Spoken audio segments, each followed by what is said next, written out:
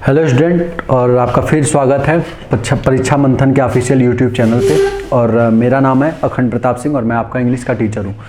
पिछले 3-4 लेक्चर में हम लोग प्रोनाउन देख रहे हैं। प्रोनाउन का आज लास्ट लेक्चर होगा। प्रोनाउन में हम लोग सारे प्रोनाउन देख चुके हैं। Reflexive pronoun, reflexive pronoun, reciprocal pronoun, personal pronoun, possessive pronoun, interrogative pronoun, ये डिस्ट्रीब्यूटिव प्रोनाउन, डेमोन्स्ट्रेटिव प्रोनाउन, ये सारे के सारे प्रोनाउन देख रखे हैं। अब पढ़ रहे थे रिलेटिव प्रोनाउन। रिलेटिव प्रोनाउन का पिछला जो लेक्चर था उसमें हम लोगों ने बस रिलेटिव प्रोनाउन को समझा था कि होते क्या रिलेटिव प्रोनाउन। रिलेटिव प्रोनाउन और कंजंक्शन एक दूसरे से अलग कैसे होते हैं ये भी समझा था। रिलेटिव प्रोनाउन क्या करता है? दो सेंटेंस को आपस में जोड़ने का काम करता है और एक नाउन को हटाता भी है, रिप्लेस भी करता है। लेकिन कंजंक्शन ऐसा कुछ नहीं करता, वो सीधे सीधे दो सेंटेंस को आपस में जोड़ देता है और कोई भी नाउन उसके द्वारा रिप्लेस नहीं होता है। ठीक है, तो यही था रिलेटिव प्रोनाउन और कंजंक्शन के बीच में अंतर। लेकिन रिलेटिव प्रोनाउन को भी कंजंक्शन माना जाता है। ठीक है, तो अब हम लोग पढ़ेंगे रिलेटिव प्रोनाउन। अब उसी में मैं आधे पे बोल के रुक गया था। एडजेक्टिव क्लॉज समझ रहे थे। एडजेक्टिव क्लॉज क्या होता है और एडवर्ब क्लॉज क्या होता है, क्योंकि आपके पेपर में एक जगह आया हुआ था कि बताइए ये कौन सा क्लॉज है, एडजेक्टिव क्लॉज, एडवर्ब क्लॉज है, कौन सा क्लॉज है। तो देखिए उसी को अब हम लोग समझ रहे थे। तो मैंने ये सेंटेंस लिखा है, I know the boy who helped you, I know the boy who helped you yesterday. ये मैंने एक सेंटेंस लिखा हुआ है। इसी सेंटेंस में अब आपको बताना था कि कौन सा ये जो क्लॉज है, मैंने लिख दिया, मैंने अंडरलाइन भी कर दिया है। ये जो क्लॉज है, ये जो क्लॉज है जो मैंने अंडरलाइन कर रखा है, ये जो क्लॉज है, ये जो क्लॉज है, ये कौन सा क्लॉज है? आपके ऑप्शन है adverb clause, adjective clause, noun clause या फिर इनमें से कोई नहीं। Adverb clause, adjective clause, noun clause या इनमें से कोई नहीं। तो देखिए एडजेक्टिव क्लॉज, एडवर्ब क्लॉज क्या होते हैं? पहले तो आप बताइए एडजेक्टिव क्या होता है। एडजेक्टिव क्या होता है? एडजेक्टिव वो वर्ड होता है जो किसी भी तरीके से नाउन के बारे में जानकारी दे। मतलब कि नाउन के बारे में बताने वाला चीज ही एडजेक्टिव कहलाता है। नाउन के बारे में बताने वाला वर्ड ही या फिर कोई क्लॉज हो तो वही कहलाता है एडजेक्टिव। बस अंतर इतना होता है, अगर जो एडजेक्टिव वो सिंगल वर्ड का है तो वो नाउन के पहले यूज होता है। जैसे मैंने लिखा he is a good boy, he is a good boy, he is a good boy. मैंने बोला गुड क्या है, तो आप क्या करेंगे, गुड को पहले वो आप क्या कीजिए, 1 मिनट के लिए भूल जाइए लिखा हुआ है। तो आपने पढ़ा ही इज अ बॉय, वह एक लड़का है। फिर आपने बोला गुड हटाए तो बोला लड़का, लड़का कैसा लड़का? अच्छा लड़का। तो इस गुड ने, ये जो गुड वर्ड है, ये जो गुड वर्ड है, इस गुड ने किसके बारे में जानकारी दी? बॉय के बारे में। बॉय क्या है? नाउन है। और जो वर्ड किसी नाउन के बारे में जानकारी देता है वही कहलाता है एडजेक्टिव। तो गुड क्या हो गया? एडजेक्टिव। बस फर्क इतना है, जब एडजेक्टिव एक सिंगल वर्ड का होता है तो वो नाउन के ठीक पहले यूज होता है। जब एडजेक्टिव सिंगल वर्ड का होता है, जब एडजेक्टिव सिंगल वर्ड का होता है तो वो नाउन के ठीक पहले यूज होता है। लेकिन जब एडजेक्टिव क्लॉज के रूप में आता है तो वो नाउन के बाद यूज होता है। अगर जो इसी बॉय के बारे में कोई एडजेक्टिव क्लॉज यूज किया जाता तो वो इस बॉय के बाद आता। ठीक है। दूसरी कंडीशन ये होती है, जिसके लिए एडजेक्टिव क्लॉज यूज किया जाता है उसके आगे आर्टिकल द का प्रयोग करते हैं। जिसके लिए, जिस नाउन के लिए एडजेक्टिव क्लॉज का यूज किया जाता है उसके आगे आर्टिकल द का प्रयोग करते हैं। ये दो बातें आपको याद रखनी है। अगर एडजेक्टिव सिंगल वर्ड का है तो वो नाउन के ठीक पहले आता है, पहली बात। दूसरी बात, अगर एडजेक्टिव जो जानकारी दे रहा है नाउन के बारे में, मान लीजिए वो क्लॉज हो, मैंने तो सीधे सीधे बोला वह एक अच्छा लड़का है। मान लीजिए मुझे लड़के के बारे में अच्छे से जानकारी देनी थी कि वो जो लड़का है ना वो बहुत बदतमीज है यार। अब मुझे ये इंग्लिश में लिखना पड़ता। ठीक है, तो अब वहाँ पे जो बच्चे के बारे में जानकारी क्या है कि वो बहुत बदतमीज है। ठीक है, आपने बोला कि वो जो लड़का है ना वो बहुत बदतमीज है। आपने बोला सिंपल सी बात, मान लीजिए 2 आंटियाँ आपस में बात कर रही हैं कि यार वो लड़का जो है ना, वो आदमी जो है ना वो बड़ा बदतमीज है। ठीक है, तो वो जो बड़ा बदतमीज वाली बात है वो लड़के के बारे में ही तो बताई गई है ना। तो लड़के के बारे में जानकारी कौन दे रहा है? वो एक पूरा क्लॉज कि वो बड़ा बदतमीज है।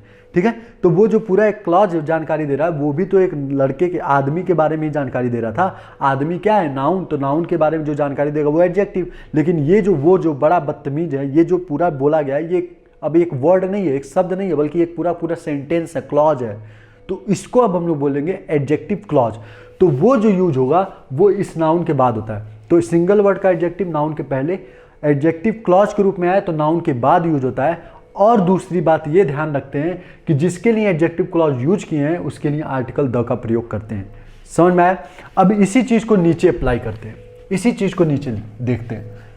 अब नीचे और अच्छे से आपको समझ में आएगा, नीचे और अच्छे से समझ में आएगा। अब यहां पे देखिए मैंने लिखा है आई नो द बॉय, मैं उस बच्चे को जानता हूं। अब आपसे क्वेश्चन नहीं आया, अब आपने देखिए, अब यार ध्यान से समझिएगा, आई नो द बॉय, मैं उस बच्चे को जानता हूं। अब आपसे क्वेश्चन पूछा गया किस बच्चे को जानते हैं। बहुत सारे बच्चे हो सकते हैं जिनको आप जानते हो, तो आपसे क्वेश्चन पूछा गया किस बच्चे को जानते हैं, तो आपने उस बच्चे के बारे में जानकारी दी कि वही बच्चा जिसने तुम्हारी कल सहायता की थी, जिसने तुम्हारी कल सहायता की थी। मैंने बोला मैं उस बच्चे को जानता हूं। देखिए मैंने बोला कि मैं उस बच्चे को जानता हूं। आपने पूछा भैया सर किस बच्चे को जानते हैं, तो मैं बोलूंगा उसी बच्चे को जिसने तुम्हारी सहायता की। तो ये जो पूरा एक क्लॉज है, देखिएगा ध्यान से, जिसको मैं माउंटेनियस टाइप बना रहा हूं, ये जो क्लॉज हो रहा है, हु हेल्प्ड यू यस्टरडे, ये जो क्लॉज है, जिसने तुम्हारी कल मदद की थी, ये जो पूरा जो क्लॉज है, हु हेल्प्ड यू, ये जो पूरा क्लॉज है यस्टरडे, ये किसके बारे में बस जानकारी दे रहा है? ये बस इस बच्चे के बारे में जानकारी दे रहा है। ये पूरा का पूरा क्लॉज किसकी जानकारी दे रहा है? इस बच्चे को, उसी बच्चे के बारे में बात की जा रही है जिस बच्चे ने तुम्हारी कल सहायता की थी। ठीक है, तो ये जो पूरा का पूरा क्लॉज है वो इसी बच्चे के बारे में जानकारी दे रहा है। और ये बच्चा क्या है? ये बच्चा क्या है? नाउन है। ये बच्चा क्या है? नाउन है। ये बच्चा क्या है? नाउन है। और इसी नाउन के बारे में ये पूरा का पूरा क्लॉज जानकारी दे रहा है। तो जो कोई भी, मैं इसीलिए बार बार पहले से बोलता आ रहा हूं इसी चीज को समझाने के लिए, कि जब कभी भी नाउन के बारे में कोई भी चीज जानकारी देती है तो वो एडजेक्टिव कहलाता है। तो इस नाउन के बारे में ये पूरा का पूरा चीज क्या दिया? जानकारी दिया आपको। तो मतलब कि ये क्या हुआ? पहले तो हुआ एडजेक्टिव। क्या हुआ? एडजेक्टिव। पहले तो क्या हुआ? एडजेक्टिव। दूसरी चीज बताइए कि क्या ये वर्ड है? क्या ये वर्ड है? नहीं, ये क्लॉज है। अब जान लीजिए क्लॉज क्या होता है। क्लॉज दरअसल में एक सेंटेंस का ऐसा भाग होता है जिसमें कि उसका खुद का सब्जेक्ट और एक वर्ब होता है। क्लॉज एक सेंटेंस का वो भाग होता है जिसका खुद का एक सब्जेक्ट और वर्ब होता है। ये पूरा एक सेंटेंस, और सेंटेंस का ये वाला भाग हु हेल्प्स यू यस्टरडे में एक वर्ब है हेल्प्ड, और हु सब्जेक्ट है। तो ये हु और हेल्प्ड सब्जेक्ट होगा, तो ये पूरा क्लॉज कहला गया। तो पहले क्या हुआ? इस क्लॉज ने इस नाउन के बारे में जानकारी दी। जो कोई भी नाउन के बारे में जानकारी देता है उसको एडजेक्टिव कहते हैं। तो ये पूरा क्लॉज क्या हुआ? एडजेक्टिव हुआ। अब चूंकि ये एडजेक्टिव वर्ड में नहीं है, क्लॉज में, तो इसी को कहते हैं एडजेक्टिव क्लॉज। क्या कहते हैं? Adjective clause. नीचे नहीं दिख रहा होगा तो आप मेरे मुंह से सुन लीजिए, इसी को कहेंगे एडजेक्टिव क्लॉज। तो समझ में आया एडजेक्टिव क्लॉज क्या होता है? कोई क्लॉज जो नाउन के बारे में जानकारी दे उसी को कहते हैं एडजेक्टिव क्लॉज। अब दूसरी बात, दूसरा नोट, किस नाउन के लिए एडजेक्टिव क्लॉज यूज किया गया? इसी बॉय नाउन के लिए एडजेक्टिव क्लॉज यूज किया गया। तो देखिए इसी नाउन के आगे हम लोग आर्टिकल द का प्रयोग किए। ये भी क्वेश्चन में गलती आ सकता है। इसी बॉय के आगे हम लोग आर्टिकल द का प्रयोग करते हैं। दूसरी चीज याद रखिए, दूसरी चीज समझिए, जिस भी नाउन के लिए या फिर जिसके लिए भी एडजेक्टिव क्लॉज या एडवर्ब क्लॉज का प्रयोग किया जाता है उसी को कहते हैं एंटीसीडेंट। एंटीसीडेंट नहीं समझ में आया? एंटीसीडेंट भूल जाइए, मैं बस एक नॉर्मल सी जानकारी के लिए आपको बता रहा हूं। ये जो नाउन है इसी के लिए यूज किया गया ना, ये पूरा का पूरा एडजेक्टिव क्लॉज, इसी नाउन को कहते हैं एंटीसीडेंट। ठीक है, एंटीसीडेंट इसी नाउन को कहते हैं। और इंग्लिश में एंटीसीडेंट के पहले आर्टिकल द का प्रयोग किया जाता है। नहीं समझ में आया तो मेरी सिंपल से बात पे जाइए, जिस नाउन के लिए एडजेक्टिव क्लॉज का यूज किया जाता है उस नाउन के पहले आर्टिकल द का प्रयोग करते हैं। दूसरी चीज, जिस नाउन के लिए एडजेक्टिव क्लॉज यूज किया जा रहा है ठीक उसी के बाद वो एडजेक्टिव क्लॉज आएगा। ठीक उसी के बाद एडजेक्टिव क्लॉज आएगा। अगर सिंगल वर्ड का एडजेक्टिव होता तो इसके पहले आता, लेकिन एडजेक्टिव जो क्लॉज के रूप में होता है तो वो उसके बाद आता है। समझ में आया? तो एडजेक्टिव क्लॉज ये था एडजेक्टिव क्लॉज। ठीक है,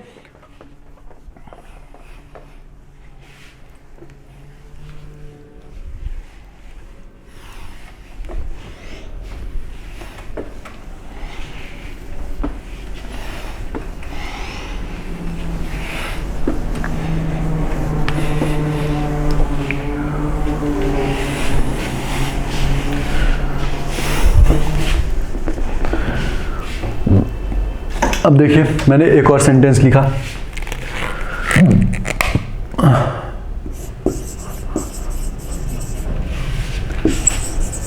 रमेश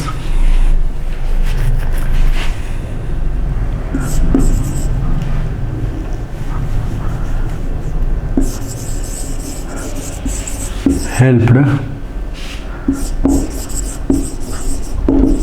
the girl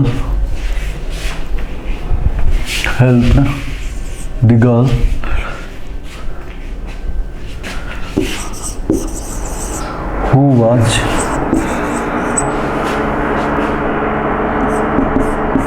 ill। ठीक है, अब यहाँ पे मैंने एक सेंटेंस लिखा, यहाँ पे भी बताइए कि मैंने जो ये क्लॉज यूज किया है, हु वाज इल, ये जो मैंने क्लॉज यूज किया है वो क्लॉज को क्या है, कौन सा क्लॉज है। तो आपको क्या करना है, सिंपल सा पहले सेंटेंस पढ़ना है। Ramesh help the girl, Ramesh ने उस लड़की की सहायता की। अब किस लड़की को, आपके दिमाग में आया किस लड़की को भाई, तो अब यहाँ पे इसी लड़की के बारे में जानकारी दिया, हु वाज इल, जो कि बीमार थी। ठीक है, जो कि बीमार थी, तो इसी लड़की के बारे में ये पूरा का पूरा क्लॉज आके जानकारी दे रहा है। इसी लड़की के बारे में ये पूरा का पूरा जो क्लॉज है, ये पूरा का पूरा जो क्लॉज है, ये इसी लड़की के बारे में आके जानकारी दे रहा है। ये जो पूरा का पूरा क्लॉज है वो इसी लड़की के बारे में आके जानकारी दे रहा है। किस लड़की के बारे में भाई, रमेश ने मदद की, किसकी मदद की, उसी लड़की की जो कि बीमार थी। तो इस लड़की के बारे में ये पूरा का पूरा क्लॉज जानकारी दे रहा है। और लड़की क्या है, ये क्या है, ये नाउन है, ये क्या है, नाउन है। तो जो भी कोई नाउन के बारे में जानकारी देता है उसी को कहते हैं एडजेक्टिव। तो ये पूरा का पूरा चीज क्या हुआ, एडजेक्टिव। अब चूंकि ये एडजेक्टिव वर्ड के रूप में ना हो के क्लॉज के रूप में है, तो इसी को कहते हैं एडजेक्टिव क्लॉज। ठीक है, एडजेक्टिव क्लॉज। तो देखिए रमेश हेल्प द गर्ल, कौन सी girl, who was ill, adjective clause हो गया, who was ill adjective clause हो गया। अब देखिए किसके लिए एडजेक्टिव क्लॉज यूज किया गया है, गर्ल के लिए, तो इसके ठीक बाद हम लोगों ने लिखा एडजेक्टिव क्लॉज। दूसरी चीज, जिसके लिए भी एडजेक्टिव क्लॉज का यूज करते हैं उसके आगे आर्टिकल द का प्रयोग करते हैं, तो इस गर्ल के आगे क्या है, आर्टिकल द का प्रयोग। ठीक है, ये था एडजेक्टिव क्लॉज। रिलेटिव प्रोनाउन से एडजेक्टिव क्लॉज ही बनते हैं, रिलेटिव प्रोनाउन से एडजेक्टिव क्लॉज ही बनते हैं। जब हम लोग एडवर्ब पढ़ेंगे तो वहां पे एडवर्ब भी पढ़ लेंगे। ठीक है, एडवर्ब क्लॉज। ठीक है,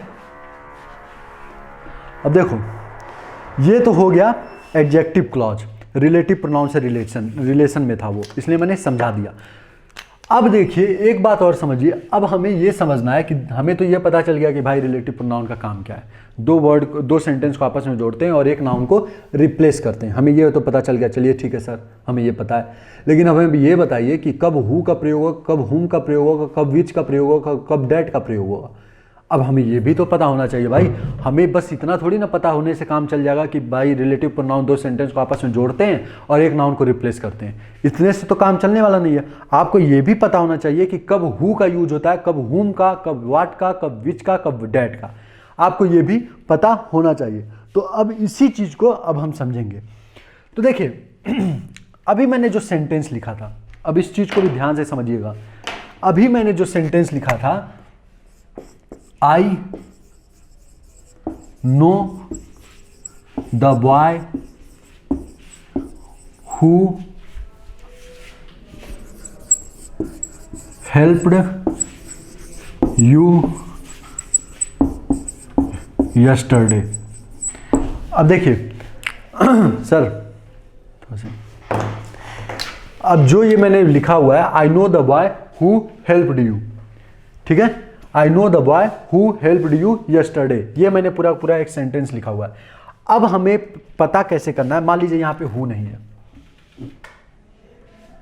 थोड़ी समय के लिए मान लीजिए हु नहीं है, ठीक है, थोड़े समय के लिए हु नहीं है। यहां पे मान लीजिए एक ब्लैंक बना हुआ है, एक ब्लैंक बना हुआ है, ठीक है।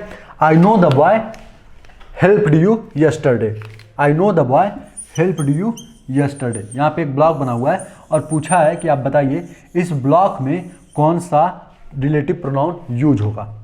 तो देखिए अभी मेरी बातों को ध्यान से सुनिए, एक एक बिट, एक एक शब्द पे ध्यान दीजिएगा, ठीक है। उसके बाद मैं जब समझाऊंगा तो आपको समझ में आ जाएगा। जब कभी भी हम लोग रिलेटिव प्रोनाउन का यूज करते हैं, जब कभी भी हम लोग रिलेटिव प्रोनाउन का यूज करते हैं, जो कि जैसे होगा विच, व्हाट, डैट, हु, हुम, ये जब भी हम यूज करते हैं तो देखिए हमें ये देखना पड़ता है कि जो एडजेक्टिव क्लॉज नाउन के लिए यूज हो रहा है, जो एडजेक्टिव क्लॉज जिस नाउन के लिए यूज हो रहा है, उस एडजेक्टिव क्लॉज में काम कौन कर रहा है, उस एडजेक्टिव क्लॉज में एक्शन कौन कर रहा है। जब हमें ये डिसाइड करना पड़े कि कौन सा adjective pronoun, relative pronoun use करेंगे, तो हमें सबसे पहले ये देखना पड़ता है कि कौन उस एडजेक्टिव क्लॉज में काम कर रहा है। एक बात और याद रखिएगा, ये जो वर्ड हु होता है, ये जो वर्ड हु होता है, अभी के लिए बस आप ये समझिए, आपके सिलेबस में बस यही है कि ये सब्जेक्टिव केस होता है, ठीक है। और जो हुम होता है, जो हुम होता है, ये ऑब्जेक्टिव केस होता है, ठीक है। ये जो हुम होता है ये ऑब्जेक्टिव केस होता है, ठीक है। हुज जो होता है, हुज, हुज जो होता है ये पजेसिव केस होता है, ठीक है। मैं इसको लिख नहीं रहा हूं, हुज जो होता है इसको आप अपने लैंग्वेज में लिख लीजिएगा। हुज जो होता है ये पजेसिव केस होता है,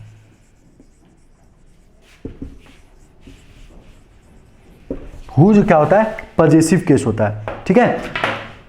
हुम क्या होता है, ऑब्जेक्टिव केस, हु क्या होता है, सब्जेक्टिव केस, हुज क्या होता है, पजेसिव केस। ये 3 केस होते हैं हु के, ठीक है। दूसरा एक्सेप्शनल ये हो जाता है कि हु कभी कभी ऑब्जेक्ट के रूप में भी काम करने लगता है, ऑब्जेक्टिव केस के रूप में भी काम करने लगता है, लेकिन ये आपके सब्जेक्ट, आपके सिलेबस में नहीं है, ये आता है फिर एसएससी बैंक लेवल का हो जाता है, ठीक है, कि हु कभी कभी ऑब्जेक्टिव केस के रूप में भी काम करना शुरू कर देता है। अभी के लिए आपके टेट में उस लेवल का क्वेश्चन नहीं आना है, कोई चांस ही नहीं बनता है, ठीक है, क्योंकि वहां पे आपको 3-3 क्लॉज आपस में जोड़ने पड़ते हैं, तब वहां पे हम लोग यूज करते हैं हु को सब्जेक्टिव केस के रूप में। अभी के लिए आप समझिए, हुम objective case, who subjective case और हुज पजेसिव केस होता है। हुम क्या होता है, पजेसिव केस होता है। तो जब कभी भी हम लोग 2 सेंटेंस को आपस में जोड़ने का काम करते हैं और जो क्लॉज होता है, जो क्लॉज होता है, जो एडजेक्टिव क्लॉज होता है, अगर उसमें जो एडजेक्टिव क्लॉज है, अगर उसमें जो बॉय है, जो नाउन है, जो नाउन है वही एक्शन करता है, जो नाउन है वही एक्शन करता है जिसके लिए एडजेक्टिव क्लॉज लगाया गया। ध्यान से सुनिएगा, जब हम लोग सेंटेंस को आपस में जोड़ते हैं और एडजेक्टिव क्लॉज में, एडजेक्टिव क्लॉज में वही नाउन काम कर रहा हो, वही नाउन काम कर रहा हो जिसके लिए एडजेक्टिव क्लॉज लगाया जा रहा है, तो वहां पे हम लोग हु का प्रयोग करते हैं, क्योंकि हु क्या है, सब्जेक्टिव केस है। इसको लिख लीजिए, इसको लिख लीजिए, मैंने समझा दिया है, लेकिन आप भूल ना जाएं या फिर ये ना गाली देना कि सर को कि सर ने लिखवाया है, कुछ नहीं, हमको समझ में कहाँ से आया। तो जब कभी भी जिस नाउन के लिए एडजेक्टिव क्लॉज लगाया गया है उस क्लॉज में नाउन ही, वही नाउन काम कर रहा हो, तो हम लोग वहाँ पे हु का प्रयोग करते हैं। दूसरी चीज, अगर उस नाउन पे जिसके लिए एडजेक्टिव क्लॉज लगाया गया है उस नाउन पे वर्क हो रहा हो, मतलब कि एक्शन कोई और कर रहा हो, उसका इफेक्ट उस नाउन पे पड़ रहा हो जिसके लिए एडजेक्टिव क्लॉज लगाया गया है, तो वहां हुम का प्रयोग करते हैं।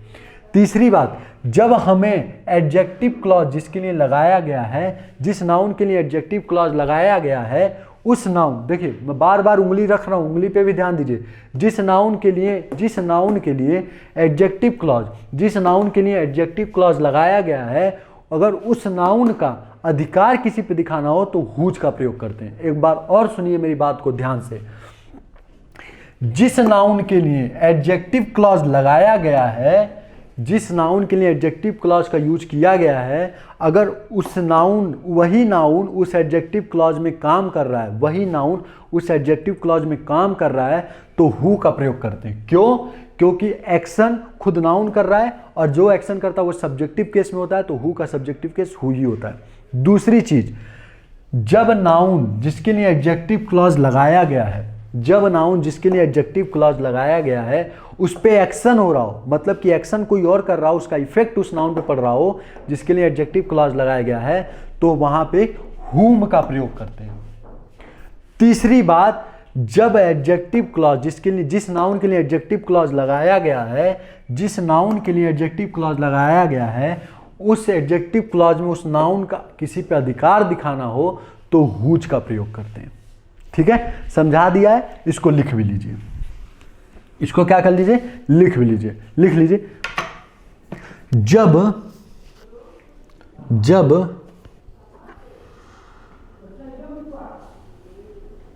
एडजेक्टिव क्लॉज में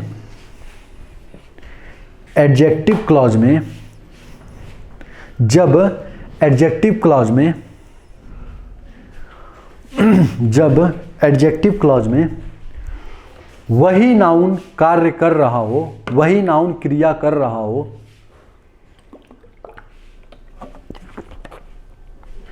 वही नाउन क्रिया कर रहा हो जिसके लिए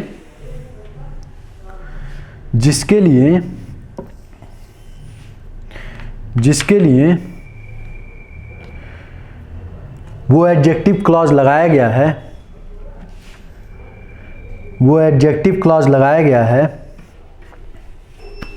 जिसके लिए वो एडजेक्टिव क्लॉज लगाया गया है, तो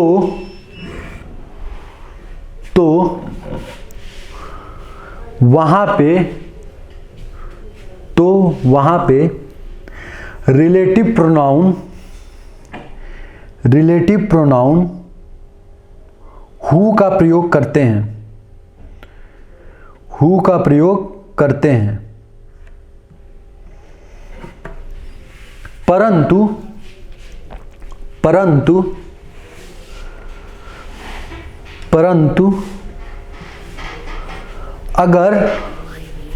अगर उस एडजेक्टिव क्लॉज में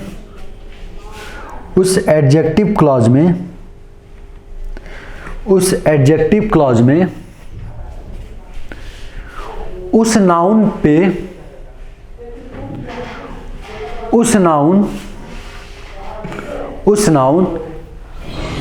जिसके लिए एडजेक्टिव क्लॉज लगाया गया है, पर किए गए एक्शन का प्रभाव पड़े, अर्थात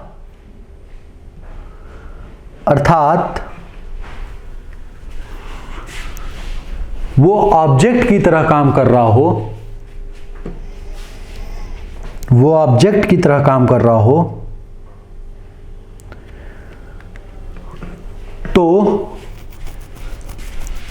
तो वहां पे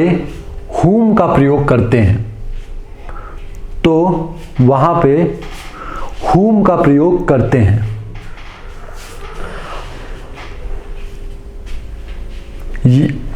वो फुल स्टॉप दीजिएगा, नेक्स्ट लिखिए। यदि उस नाउन का अधिकार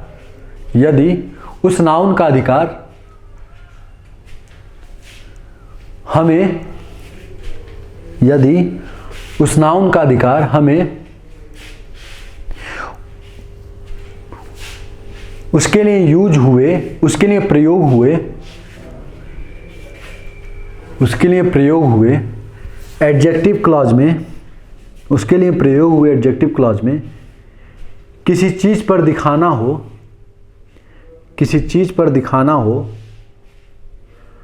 तो हुज का प्रयोग करते हैं,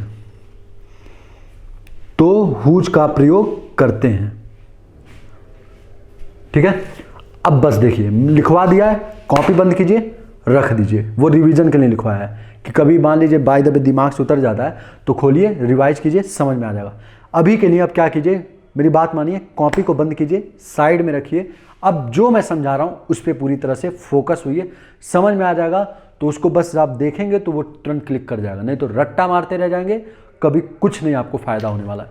बंद कीजिए, कॉपी किनारे रखिए, मेरी बात मानिए। अब इसको समझिए, मैंने लिखा I know the boy helped you yesterday. मैंने बोल रखा है कि जिस नाउन के लिए एडजेक्टिव क्लॉज का यूज किया जाता है, अगर वो नाउन उस एडजेक्टिव क्लॉज में काम कर रहा हो, मतलब सब्जेक्ट के रूप में हो, तो हु का प्रयोग करते हैं। अब इसमें बात आइए, आई नो द बॉय, मैं उस बच्चे को जानता हूं जिसने मदद किया। तो मदद करने का काम जो हेल्प है, ये एक्शन जो है, ये एक्शन कौन कर रहा है?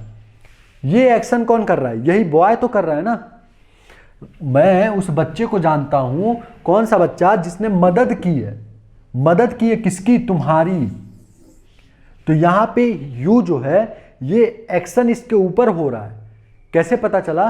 देखिए, जो एक्शन करता है वो वर्ब के पहले होता है अफर्मेटिव सेंटेंस में। अफर्मेटिव सेंटेंस, और जो कि ये अफर्मेटिव सेंटेंस है वो वर्ब के पहले होता है। वर्ब के बाद जो आता है, जिसका इफेक्ट पड़ता है, वो आता है। वर्ब के बाद कौन आता है? जिसपे उसके किए हुए एक्शन का इफेक्ट पड़ता है। सब्जेक्ट के किए हुए क्रिया का इफेक्ट जिसपे पड़ता है वो वर्ब के बाद आता है। तो ये तो ऑब्वियस सी बात है, यू ऑब्जेक्ट है। तो एक्शन मदद हुआ है किसका? यू का। मदद हुआ किसका है? तुम्हारा, यू का। और मदद किया किसने? इस बॉय ने ही तो मदद किया है। इस बॉय ने ही तो मदद किया है। मतलब कि जिसके लिए एडजेक्टिव क्लॉज लगाया गया है, उस एडजेक्टिव क्लॉज में काम कौन कर रहा है? वही नाउन जिसके लिए क्या लगाया गया था? एडजेक्टिव क्लॉज लगाया गया था। तो इस एडजेक्टिव क्लॉज में काम भी वही कर रहा है जिसके लिए एडजेक्टिव क्लॉज लगाया गया। तो इसकी इस सिचुएशन में जबकि एडजेक्टिव क्लॉज में वही नाउन काम कर रहा हो जिसके लिए लगाया गया एडजेक्टिव क्लॉज, तो वहां पे हम लोग हु का प्रयोग करते हैं। तो यहां पे हम लोग क्या यूज करेंगे? हु। क्या यूज करेंगे? हु। समझ में आया क्यों हु यूज किया? I know the boy helped you yesterday. अब यहां पे हेल्प करने का काम कौन कर रहा है? बॉय कर रहा है। इसी के लिए एडजेक्टिव क्लॉज लगाया गया था। ठीक है। तो जब एडजेक्टिव क्लॉज में खुद वही नाउन काम करने लगता है जिसके लिए एडजेक्टिव क्लॉज लगाया गया है, तो हम लोग वहां पे रिलेटिव प्रोनाउन हु का प्रयोग करते हैं। ये तो आ गया हु।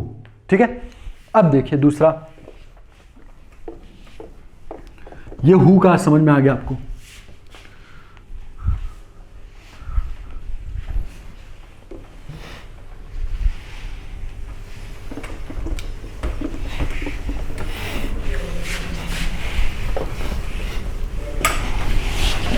दूसरा देखिए, अभी मैंने लिखा था दूसरा, रमेश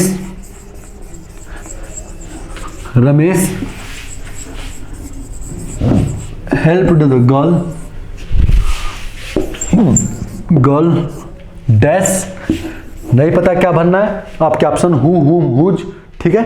अगला, गर्ल वाज इल। ठीक है। अब यहां पे देखिए, सेंटेंस को पढ़िए। रमेश ने मदद किया उस लड़की का। रमेश ने मदद किया उस लड़की का। किसका मदद किया? किसका मदद? तो यहां पे बीमार हुआ, जो बीमार हुआ। अब बीमार कौन हुआ? भाई रमेश मदद कर रहा है, तो रमेश तो बीमार होगा नहीं, क्योंकि मदद की जरूरत जो बीमार होगा उसको होगी ना। यहां पे देखिए, सेंटेंस के भाव से भी पता चलता है कि कौन सा सब्जेक्ट और कौन सा ऑब्जेक्ट। यहां पे रमेश ने मदद किया है, मदद की जरूरत बीमार को होती है। ठीक है। अगर रमेश खुद बीमार होता तो वो मदद क्यों करता उस लड़की का? ठीक है। रमेश ने मदद किया किसका? लड़की का। क्यों? क्योंकि लड़की बीमार थी। ठीक है। तो यहां पे भी एक्शन बीमार हो कौन रहा है? ये गर्ल हो रही है। मतलब कि ये जो एडजेक्टिव क्लॉज यूज हो रहा है जिसके लिए उस वही नाउन उस एडजेक्टिव क्लॉज में यूज वो एक्शन कर रही है। जिस नाउन के लिए एडजेक्टिव क्लॉज का यूज हो रहा है वही नाउन उस एडजेक्टिव क्लॉज में सब्जेक्ट का काम कर रही है। ठीक है। तो ऐसी सिचुएशन के लिए ही क्या बनाया गया है? हु। ऐसी सिचुएशन के लिए क्या बनाया गया है? हु। तो यहां पे क्या यूज होगा? हु। तो समझ में आया? हु का यूज कब करते हैं? जब एडजेक्टिव जिस नाउन के लिए एडजेक्टिव क्लॉज का यूज किया गया है, अगर उस एडजेक्टिव क्लॉज में वही नाउन काम करने लग जाए तो वहां पे एडजेक्टिव रिलेटिव प्रोनाउन हु का प्रयोग करते हैं।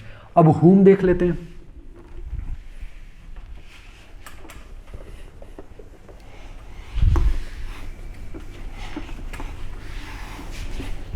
अब हुम देख लेते हैं। मैंने कुछ एग्जाम्पल बना के लाए हैं क्योंकि इसको समझाना ज़्यादा ज़रूरी था।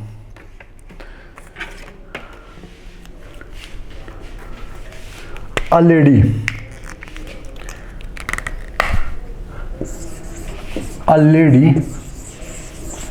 डैश या फिर dash.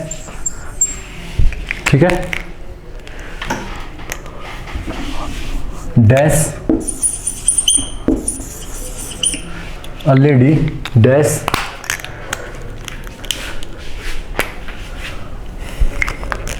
A lady dash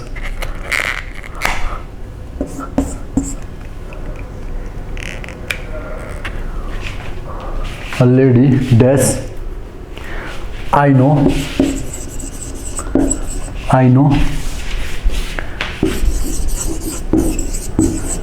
helped me।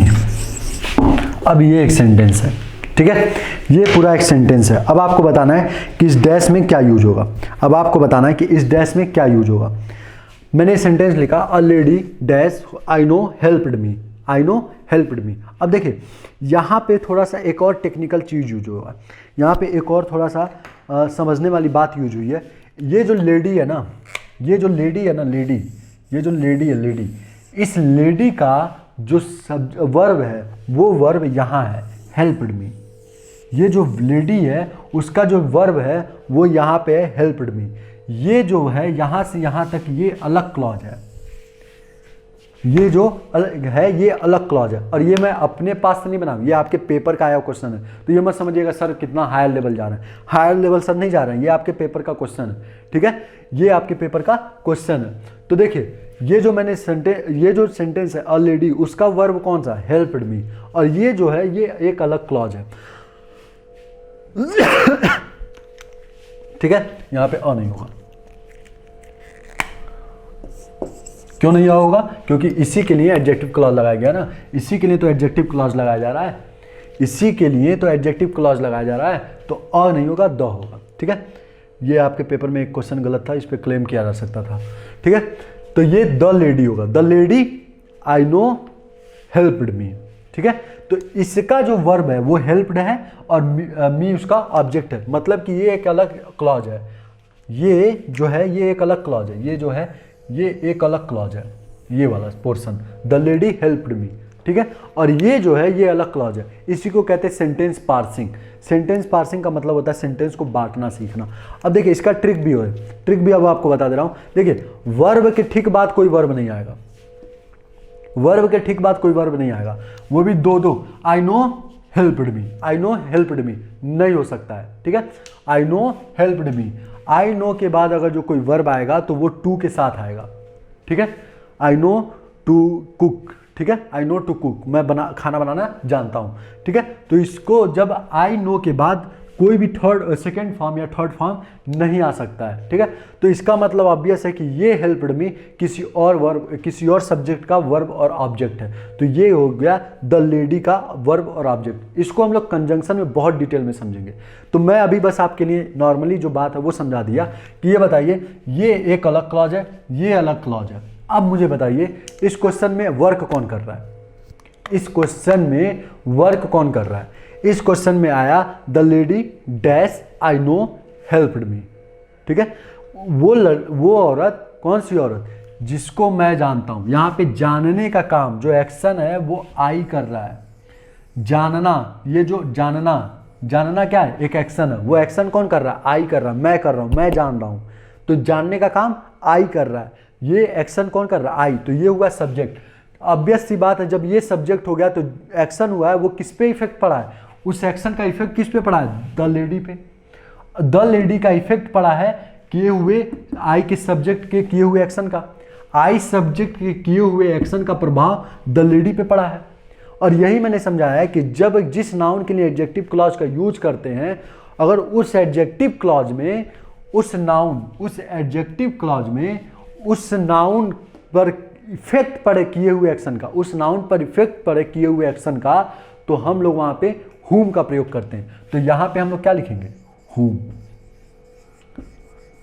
whom I know, the lady whom I know helped me। वो लेडीज जिसको मैं जानता हूं सहायता की, जिसको मैं जानता हूं उन्होंने मेरी सहायता की। द लेडी जिसको मैं जानता हूं उन्होंने मेरी सहायता की, ठीक है। तो समझ में आया आपको, मेरी बात ध्यान से समझिएगा। इस क्वेश्चन में द लेडी क्या थी, नाउन थी, वो नाउन थी जिसके लिए एडजेक्टिव क्लॉज यूज किया गया था। उस एडजेक्टिव क्लॉज में एक्शन आई कर रहा था। अगर जो इस पे एक्शन होता तो ये ऑब्जेक्टिव केस में होता ना, मी में नहीं है, आई में है।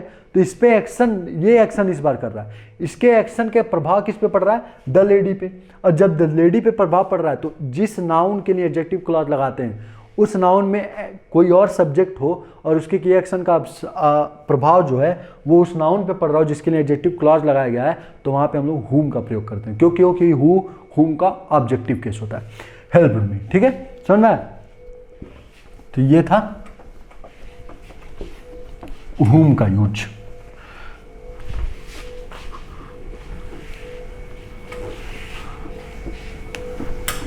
अब ऐसे whose देख लेते हैं और इसको और डिटेल में पढ़ेंगे। अभी क्वेश्चन इतने सारे हैं whom पे कि आपको उसमें भी प्रैक्टिस होता जाएगा, लेकिन मैं आपको अभी बस समझाते जा रहा हूँ अच्छे से कि कब हु कब whom का यूज करते हैं।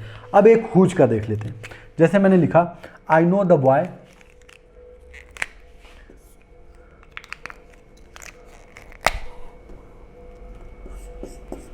I know the boy whose father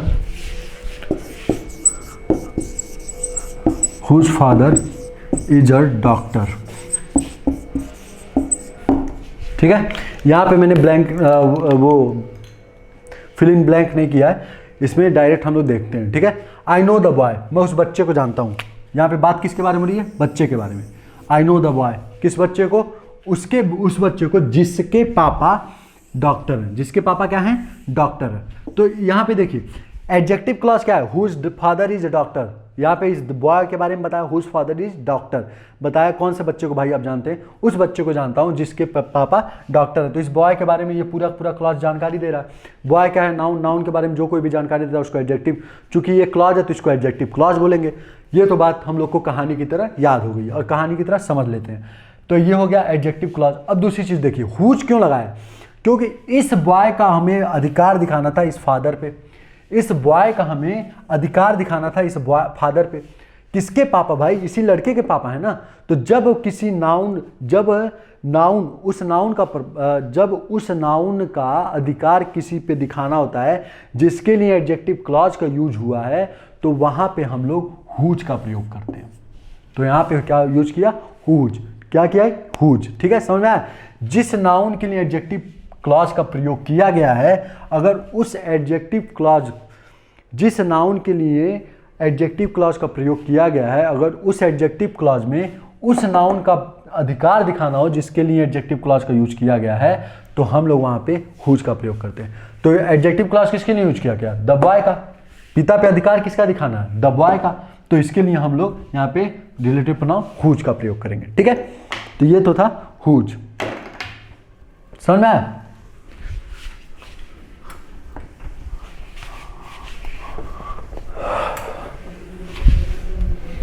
अब दैट देख लेते हैं।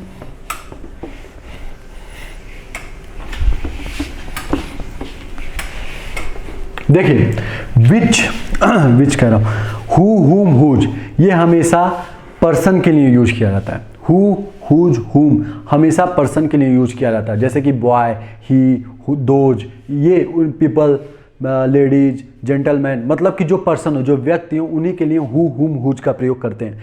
जैसे ही जानवर या नॉन लिविंग थिंग हो जाता है तो उनके लिए विच या डैट का प्रयोग करते हैं। उनके लिए क्या यूज करते हैं? विच या डैट। तो लिख लीजिए अपने लैंग्वेज में, जब किसी नॉन लिविंग थिंग या जानवर के लिए हमें सब्जेक्टिव केस में, मतलब कि मान लो जानवर है जिसके लिए एडजेक्टिव क्लॉज लगा रहे हैं, ठीक है, उस जानवर के लिए ही वही जानवर उस एडजेक्टिव क्लॉज में काम करने लगा, तो सब्जेक्टिव उसमें फिर देखना नहीं पड़ता है, तो फिर सब्जेक्टिव हो या ऑब्जेक्टिव हो, विच या डैट का ही प्रयोग करते हैं। ठीक है, तो ये हो गया विच और डैट।